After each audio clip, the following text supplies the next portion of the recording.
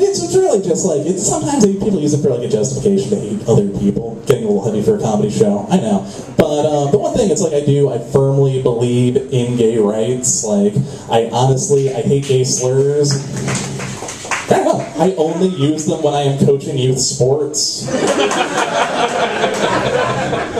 like, the other thing, it's like, really, I do believe gay rights are a civil rights issue. Like, god damn it, puberty. Aside, but one thing I will say is, like, we're never going to have certain gay civil rights leaders like we did black civil rights leaders. Like, you're never going to see a gay Rosa Parks because the front of the bus is, like, the worst place on a bus for a dude to blow another dude. It's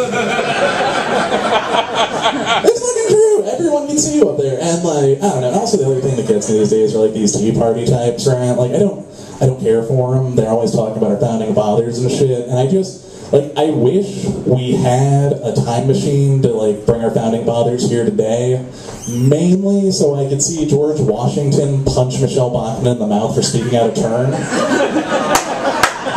I'm actually progressive, that's fucked up. And the other one, this one's worse, is so I can see Thomas Jefferson present at the BET Awards. He'd be like,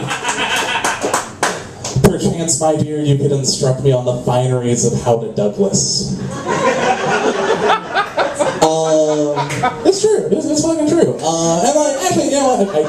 I enjoy TV's Barack Obama. I do an impression of him, actually. It's an impression of Barack Obama doing an impression of Old Dirty Bastard. What? Yes. Goddamn right. Wu-Tang is here forever, motherfucker.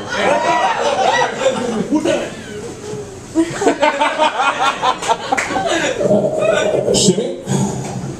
Shimmy? Shmael? Shemaye. Let me be clear. Give me the mic so I can take it away. Ooh, baby. I like it raw. That's fucking it. That's the whole thing. I've always how that works. But yeah, like, the thing that bothered me when I was a kid was, like, people were always like, that Bill Clinton, he's like the first black president. I took exception to that. I'll tell you why. Playing jazz saxophone and having sex with gigantic white women doesn't, like, automatically make you black. And it's not okay, because, like, I don't know if you know this, but Pierce Brosnan's wife is, like, an enormous white woman, right? And, like, people aren't confusing him for fucking Martin Lawrence. People aren't asking about, like, Big Mama's House 4 when he goes out to eat and shit. How are you on time, Dave? 8 minutes. Fair enough. Alright, cool. And, like, God, it's just, like, the other one that gets me is, like, TV's Sarah Palin. Bothers me a little bit. Just partly because she named Shaggy with Down syndrome. Nothing wrong with that, obviously. I'm not a goddamn monster. But she named a baby with Down syndrome Trig, which honestly just seems fucked up to me. But I just didn't think about it. Like, that's like one thing that baby will either never be able to do, or like the only thing that baby will ever be able to do. Okay, it's like this, right? Let's say, like, heaven forbid, you're driving home from here, you get into a car accident, you're paralyzed from the legs down, right? You go in for physical therapy, and the doctor's like, you know what? As part of your therapy, we're going to change your name to Soccer. Because that's some shit you're never going to do. Or if, like, your daughter came out to you as, like, a lesbian, you're like, you know what, honey? You know how we're going to handle this? We're changing your name to Blowjob. Oh, I know it does. Also, just a quick side note, scissoring, not meant for people with balls. Tried it once. Would not fucking recommend it at all. That's actually not that bad. Yeah, I know, a little bit of wow, right? But yeah, no, like, and honestly, the other thing that, like, bothers, one thing that does bother me is, like, because I'm half black, people always come up to me and they're like, ooh, what is your mix? And I'm always like, half Irish setter, half Labradoodle, motherfucker. And then, like, you know, they're always like, oh, your parents must have been down with the swirl. And I'm like, that's a term for ice cream, bro. Sorry, I'm only related to Cookie Puss by marriage. Not a big Carvel crowd, that's cool, we're gonna roll with it. We're just gonna roll a little bit more. But no, like, honestly, like, I love my mother even though, like, I tolerate her because, well, one thing, she is my hero, she is a breast cancer survivor. And also, that actually wasn't for a sweet papa, thank you.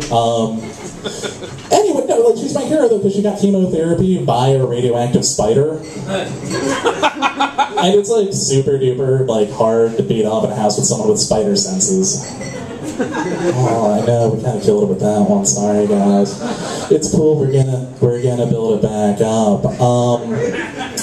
Yeah. You can do it! You're goddamn right I can. We are doing this together as a unit. I'm not buying it either.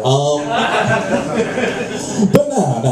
It's all good. It's cool. Like, another thing, like, I'm actually pretty progressive about is I'm a firm believer in feminism. I do believe men and women can do whatever the other one can do.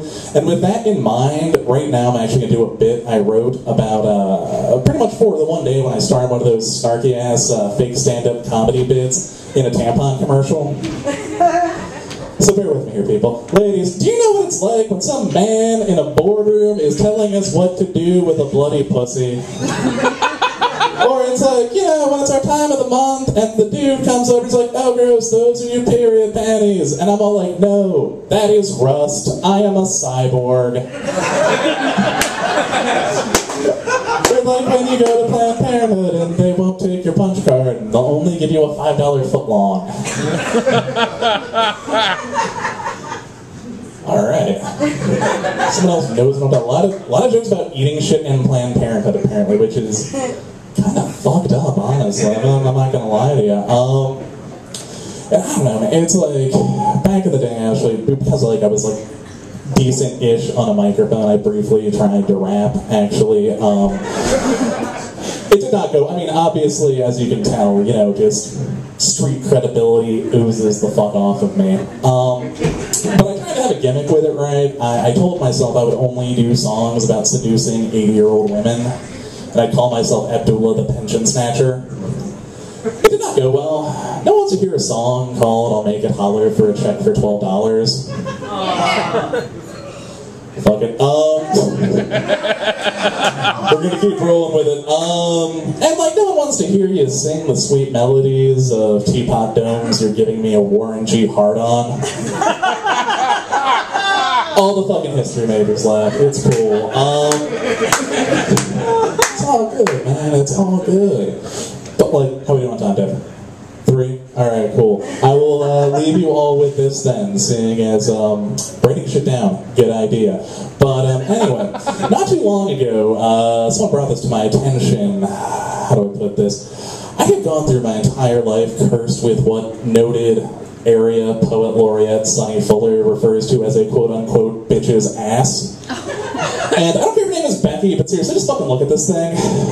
It's not pleasant, it's not pleasant. First thing I will say though, does anyone realize just how demeaning it is to try and buy like apple-bottom jeans in men's sizes? I gotta think that where it's like, 'cause like I'm an ass man right now, like back in the 1980s, when I'd watch like stand-up comedy on VH1, I'd always hear like some dude being like, well, you know what? If I had boobies, I'd never leave the house. I will tell you this much. I do not sit around at home grabbing my ass being like, I love you, Werewolf, Beyonce. And I will leave you folks on that. You've all been a great audience tonight. Thank you. One more round of applause for Mr. Bryan Preston, everybody.